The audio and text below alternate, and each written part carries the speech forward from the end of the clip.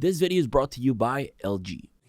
I should probably play F1. Yeah, get some Max Verstappen, Red Bull. Maybe get a Red Bull a bit. Yeah, this is cold. Let's get the controller.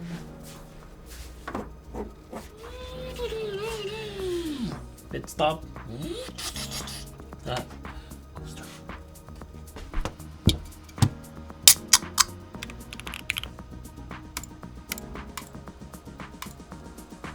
Okay, here we go. I know what you can do. Don't let me down. He won in Spa! The sun is out. The smiles will be out. An 18 years and 227 days old.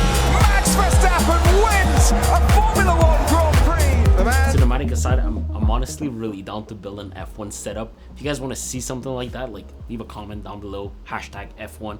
I can probably make that happen. Anyways, like, subscribe, or comment, whatever you want. Enjoy the video. Well, this here's the world's first OLED 240Hz ultra-wide gaming monitor, a monitor I had the pleasure of seeing at CES. Coming from an LG OLED G2 gaming TV, this is definitely a monitor I very much wanted to try, especially features like its 240Hz with VRR, this massive 800R curved OLED panel, a 0.03 millisecond response time, and of course its resolution. So I did everything I could in my power to get a review unit in order to properly go through the unboxing, its setup, the monitor's best features and deal breakers. However, know that if you are looking to purchase one, make sure you make some room in your car because this box is just massive. Alright, that's a big box. Oh my god. Yo, when I tell you guys that this is a massive box, it's because it's a massive box, and luckily it's sort of fitted in my car. Can't believe they now make 45-inch OLED curved gaming monitors. Huh. Okay, let's go open this up, guys. Ever since I started reviewing tech, I've been dreaming of a monitor like this. Okay, standard instructions, understand. Okay, let's see. I don't know why, guys, but I absolutely hate this type of paper. Ooh, Gsync. Yo, I don't know if you guys want to hear this, but satisfying. This must be the feet. This is 100% metal. Ah, just like their TVs, of course. Give me something good in here. A high-speed HDMI cable. I'm not quite sure what this is. Oh yeah, for cable management. Essentially, like, this goes there. And this, I guess, is just like a little wrench. Oh, screwdriver. Okay. No way this is a remote. What in the world? No freaking way. That is pretty sick. Okay. Well, classic upstream cable. And then display ports. More of these little packages. Okay, well, essentially it's a battery. And I guess this is the massive brick with no extension and a power cord. Okay.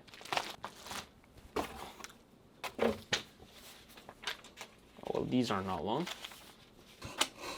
Yo, bro, wanna just help me take this out? It's a massive monitor. Okay, so you got it? Yeah, I'm good. Oh my god. Okay, I'm actually gonna put the metal stand for now. Okay, so if you guys ever get a stand like this, thread inside, screw in here, pretty much, and then just screw it in. Make sure you screw it in tight. That's what she said. Like, Wait, there you go. oh, nice. Oh, Whoa. cool. Yo, F1 setup on this? The F1 setup would definitely not mount on this stand, although don't get me wrong, I love the rock metal texture it has. The bottom of the stand is essentially metal feet and measures 22 inches in width, 12 inches in depth with the arm, and 18 inches in height, allowing the monitor to travel 5.5 inches in height with no pivoting but it has a -10 to a 10 degree swivel angle and a tilt angle from -5 to 15 degrees. Now on my end, because I have two smaller dual ultra wide displays stacked on top of another, I needed to make sure width-wise this display would fit. So if you are planning on fitting this within your desk, make sure you clear 42 inches in width at best. Before Vesa mounting this display, I needed to dismantle this entire setup in order to be able to accommodate this. This meant freeing up the Vesa arm I was going to use, displacing my speakers along with my PC. The panel itself without the stand is a bit heavy at 18.9 pounds, so be careful when manipulating it. The monitor is actually too heavy for the LG Ergo arm that came with my 27-inch LG monitor, so I needed to sort of cheat to make things work. But I was willing to do it because I just love how clean and minimal this arm is. I was also willing to replace my GrooveMate monitor desk stand after I scratched it really bad last year.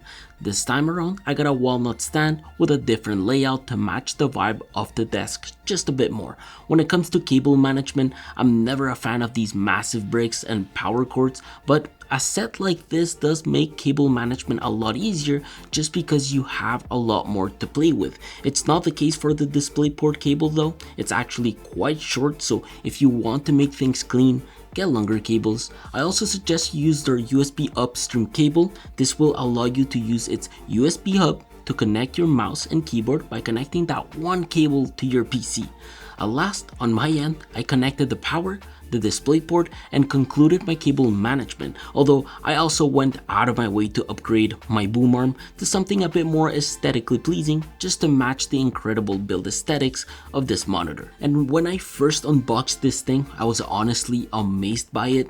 LG have absolutely done a great job at following their own design language. It's a monitor that resembles their LG 32GQ950 with its hexagonal textured pattern, delivering these RGB inserted strips and exhaust grill on the top, all mounted on this beautiful graphite-like finish back panel that is actually incredibly thin. The monitor itself has no built-in speakers, but what it has is this power button surrounded by exhaust grills paired with a DTS-X headphone jack, all living on this cool monitor lower bezel supporting the signal for the remote control. As for the ports, there's nothing fancy here, it's pretty simple. We've got a couple of HDMI 2.1 ports paired with a 1.4 display port and an optical port. The right hand side of the panel just has a power plug and two USB-A ports that act as a hub, feeding the PC with data via the USB-B port. The only drawbacks when it comes to the design, I will say, is the curvature of the panel. When it comes to maybe mounting things like a light bar, the curve is so intense that it will push the light bar to sit on its own weight, meaning that it will lean forward, allowing the bar to sit pretty much on itself. But look, once everything was pretty much ready to go, including the installation of the battery within the remote, I was able to fully start enjoying this panel. So this is OLED, okay? An OLED panel with an anti-glare low reflection coat on it, meaning that it's nothing like my LG G2 in terms of glare. And it's also nothing like my previous ultra-wides in terms of its matte coating. And because this is super heavily curved at 800R, my experience with this ultra-wide has been different. Like, different from all the other monitors I've owned. Not only is the coat really good on this, but the curvature of the panel minimizes practically all reflections from appearing on the display, just because from a standpoint of view, the full display is always looking at you. You look right, it's looking at you. You look left, it's looking at you. This 240Hz panel almost feels like it wants to hug you all the time. It's meant to really deliver that super immersive experience, and it does it incredibly well. In terms of colors, they are absolutely perfect. We are talking about a contrast ratio of 1.5 million to 1 because of OLED, with a color depth of 1.07 billion colors, delivering HDR10 and DCI-P3 at 98.5%. We're overall looking at images with a 10-bit color depth able to distinguish 1024 tones. So when I'm color grading, looking at iOS designs within Dribbble, hopping on CodePen, Adobe XD, and gaming, things look great. The same can be said about dark and bright areas in games. They're always truly dark and the highlights always very well controlled, just overall giving the image a lot of depth. There's no fault there. The fault in this panel comes down to PPI. pixels per inch. A 45-inch panel with a resolution of 3440p by 1440p crunches out 82.8 pixels per inch. If you stare at the screen in regions with lots of contrast, like for example the title text within a YouTube video, you will get to see the pixels and this weird sub-pixel layout. Not BGR nor RGB, it seems like it's a RBG type of layout. With white text on windows is definitely very noticeable and intense. If you sit close enough to the screen and pixel peep, you will certainly see pixelated regions on the screen. So between the lower PPI, the sub-pixel layout, and the OLED color fringing, you might want to sit further from this display. It'll make things look a bit sharper, especially when it comes to dealing with text. And so it's not a monitor to recommend for those who mostly focus on design work. Overall, it provides a good amount of display brightness for super bright environments and performs really well in dark environments. It's nothing like their own C2 G2 models in terms of brightness, but it is solid. We are looking at brightness levels of around 518 nits in SDR, and when consuming content in HDR, around 660 nits. And before you say it's not true HDR10 in that sense, know that LG OLEDs passed the true HDR10 certification with just 500 nits of brightness because of their infinite contrast. Although my Lux results could be a bit skewed because in broad daylight, the panel does feel a bit brighter than that. I don't know, it could be its curvature playing mind games with me, but the games I was truly most excited to play were F1 for its immersive experience, Hogwarts Legacy for its color science, and games like Valorant and Call of Duty because of the insane response times. OLED automatically means faster response rates. Generally speaking, OLED panels use the precision and control of individual self-lit pixels to take full advantage of the Gsync compatibility, allowing fast response times and smoother gaming even at high resolutions. This ensures that every movement you input from your mouse is displayed as fast as it can on the screen. Basically, OLED cuts response times to practically zero, meaning that we should have zero ghosting, a more responsive input experience, and like no motion blur. On games like Valorant and Call of Duty, the gaming experience feels insanely quick, like you genuinely feel like things are a bit snappier. Things like aiming down sight or gunfires are practically instantaneous. It's honestly really cool for those who really play competitively. The F1 experience in pretty much any automotive game out there will feel crazy immersive. Not only does the curvature help with that immersion, but the fact that everything is so vibrant helps a lot. Colors within games are great. PPI all of a sudden doesn't even matter anymore and things look really bright. The same thing can be said about playing games like Hogwarts Legacy, but careful, because when it comes to playing demanding titles, outputting crazy graphics on a 45-inch 1440p panel that offers up to 240 frames per second is extremely costly. Like my 3080 Ti has a hard time outputting super high frame rates with games like this one. But if you are someone that can afford getting the ultimate gaming experience, this 800R curvature will not disappoint. For gaming, it really is the perfect amount of curve as it makes HUD elements on the display easy to peek. I barely find myself rotating my neck, especially if I'm sitting at a proper distance. When it comes to NVIDIA Gsync compatibility and AMD Freesync support, there's no better way than showing it than by using the Pendulum demo. Note that if you don't have a monitor that supports Gsync with Gsync enabled, this demo is pretty useless to you, so you're going to have to take my word for it. Regardless, Gsync works like a charm in any game you play. I've never really suffered from tearing or stutter on any of the LG displays I've tried in the past. This is also a monitor that supports FreeSync in case you're wondering, so in terms of VRR, the monitor excels as expected. I'm looking to get a tool to measure my own response time so I can give you guys some proper numbers and correlate these to my UFO tests, but for now, the UFO ghosting test as it is will have to do. Basically, I want to show you how at 240Hz, this little UFO leaves no trail or ghosting within the image. Ghosting in gaming can happen within scenes that introduce super fast movements like Valorant or Call of Duty for example, but because within OLED panels, each pixel is individually powered and allows for creating true blacks with millions of color combinations, it allows for the image to refresh incredibly fast, leaving no trail nor ghosting behind these little UFOs. Essentially, there is almost like no ghosting in games. In terms of HDR, it's really hard to translate true image quality with cameras, but in F1 for example, with HDR enabled and HDR disabled, you truly get to see the differences of how vibrant the game is able to become. It really helps you achieve incredible scenes by delivering better contrasty images.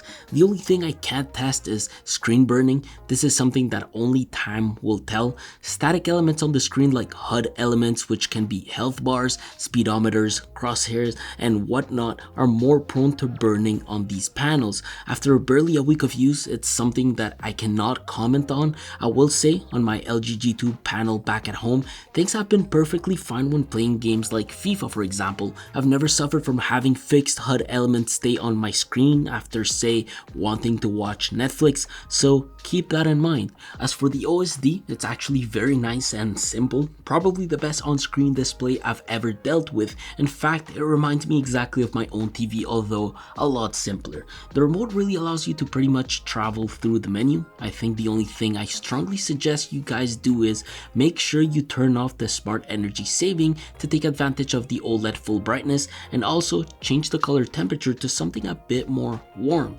Other than that, I haven't really found the black stabilizer that useful when playing the games I've been playing lately.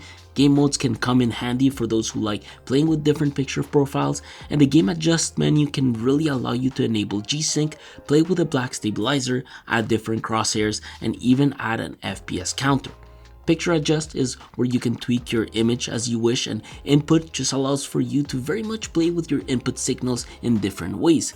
The controller was really well thought out and makes navigating the menu a lot less of a hassle, especially when they hard-coded some quick settings into this remote to enable things like the reader screen for those who read lots of texts, controlling the brightness levels, enabling PIP and PBP, playing with DTS, changing your sound output, and even things like OLED care. It very much allows you to pretty much avoid having to dig into the general settings to tweak specific settings. Aside from being able to tweak the built-in RGB lights in the back and the RGB power button, I think my favorite OSD feature is just being able to quickly preview the current settings of this gaming monitor. Look, at the end of the day, this here is a well-rounded gaming monitor for gamers and less for people who deal with productivity workflows. Don't get me wrong, it can be great for productivity and it's something I'll be using for now, but the low PPI, the weird sub-pixel layout, the fact it doesn't support USB-C can definitely be a deal breaker for a lot of you. However, if you find yourself working during the day and gaming at night, having a single monitor like this might just do the trick for you. For gaming, it's insanely cool and very immersive. For productivity, it just allows for the work to get done, although I do like color grading on this. Let me know what you think about these OLED displays. It's pretty crazy how technology has been progressing these past few years.